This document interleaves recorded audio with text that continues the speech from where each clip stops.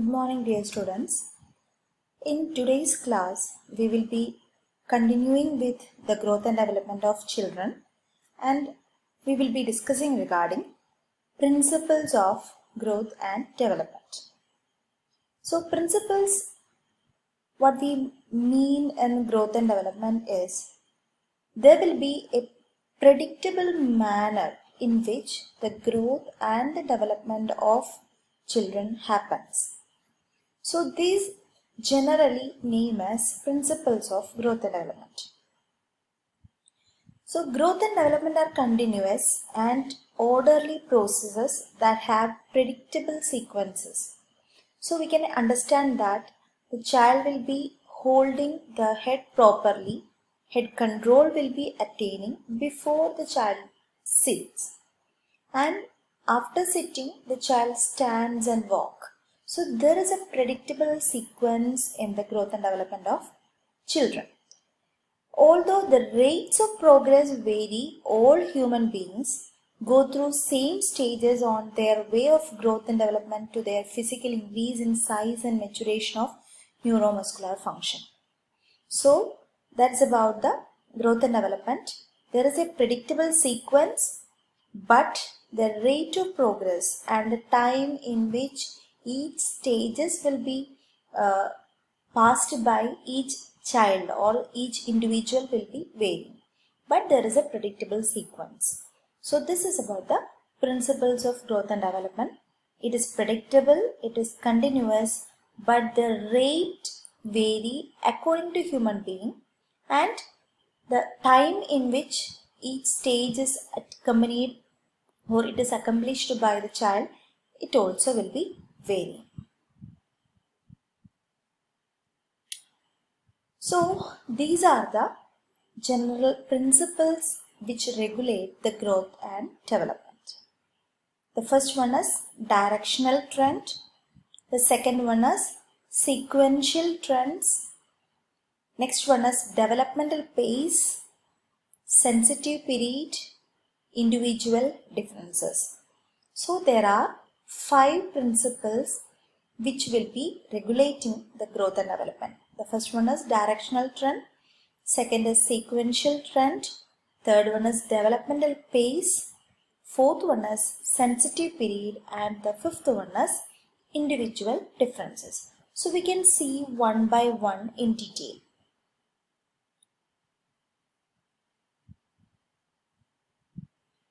The first one is directional trend.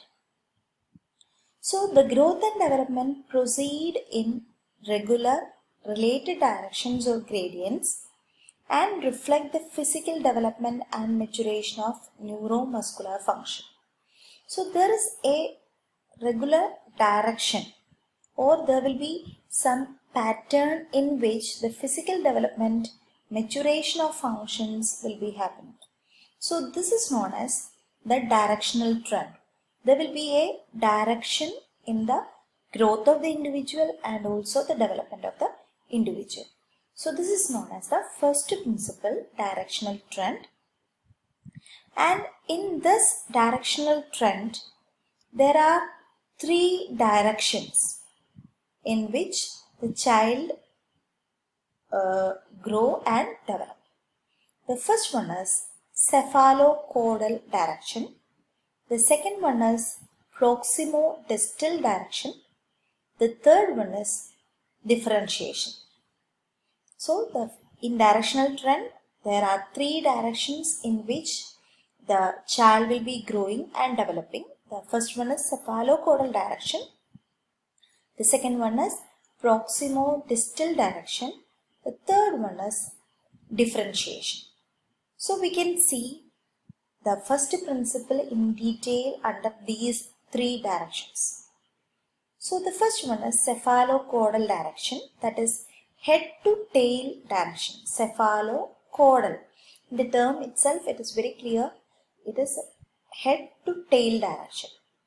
So the head end of the organism or the embryo develop first before tail end and is very large and complex, whereas lower end is simple and takes shape at later period. So this is about the cephalocaudal direction. When you are finding the picture of an embryo, the head size will be larger and it will be complex comparing to the lower extremities like limb and other part of extremities or other part of lower end. So this is the meaning of cephalocaudal direction, and it will be from head, the direction is from head, the development is starting and it is proceeding towards the tail end. So this is the cephalocaudal direction. This is the direction in which from the head to tail direction. So some more explanations can be there. So this is the fetus. We can see the picture. The head is more complex than the lower extremity. The head development is faster comparing to the lower extremity and it is bigger. So the head to tail appearance. So this is more evident during the fetal life of the child. The physical evidence of this cephalocaudal direction is most apparent during the period before birth, but it also applies to the postnatal behavior development. So already in this picture we have seen in the fetal development it is more evident. More development growth is happening in the head than tail, and it is proceeding from head to tail direction. So this is more evident in fetal life, but some evidences can also be there in the postnatal period. So infants achieve structural control of the head before they have control over the trunk and extremities. Hold their back erect before they stand. Use their eyes before their hands and gain control of their hands before their control of the feet. So this is the directional trend. The first is directional trend, cephalocaudal direction. So development and the growth is continuous from the head to tail part, and it is the postnatal evidences and the prenatal evidences of this particular trend. Hope you understood. The second directional trend is proximo-distal direction. So proximo-distal, in the term itself it is very clear, near to far direction or near to far direction, that is known as the proximo-distal direction. So here it applies to the midline to the peripheral concept. So from center to periphery. So this is the development center to periphery. So this is the proximo-distal direction. In the early embryonic development of limb buds, which is followed by rudimentary fingers and toes. So initially the limb buds will be forming, and later this rudimentary fingers and toes will be happening. So this is the from midline it is developing to the periphery.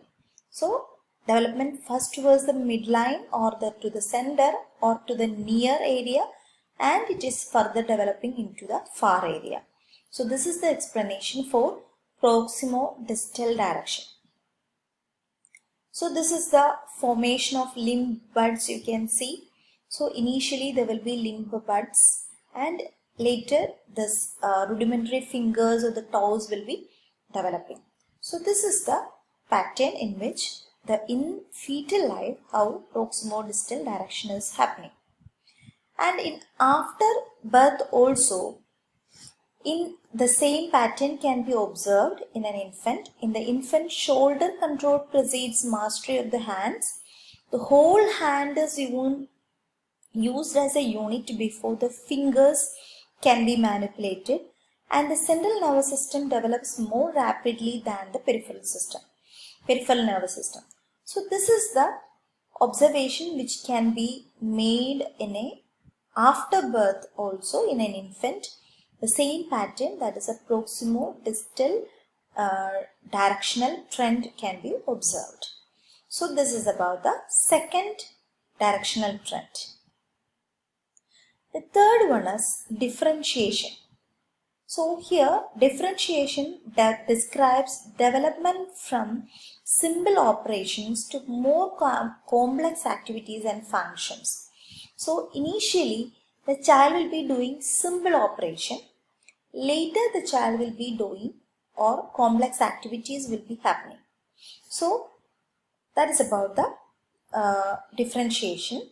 So initially the child will be taking objects with full hand, or with the palmar grasp the child will be taking the things. Later it will be differentiating, or it will be making complex activity, like the child takes the pen and writing, or it will be initially scribbling, later it becomes writing, drawing, etc. So this is the differentiation. Initially there will be simple operation, and later it becomes the complex activities or the functions. So this is known as the differentiation. All areas of development proceed in this direction. Through the process of development and differentiation, early embryonal cells with vague, undifferentiated functions progress to an immensely complex organism composed of highly specialized and diversified cells, tissues, and organs. So during fetal life, it starts its development, the fetal development, from a 2 cell stage, 1 cell stage, it becomes 4, it becomes 16, and during that time it is only contained some amount of cell, undifferentiated cell. Afterwards, when it is progressing the development, it becomes a highly specialized cells, tissues, organs, organ systems. So this is the differentiation.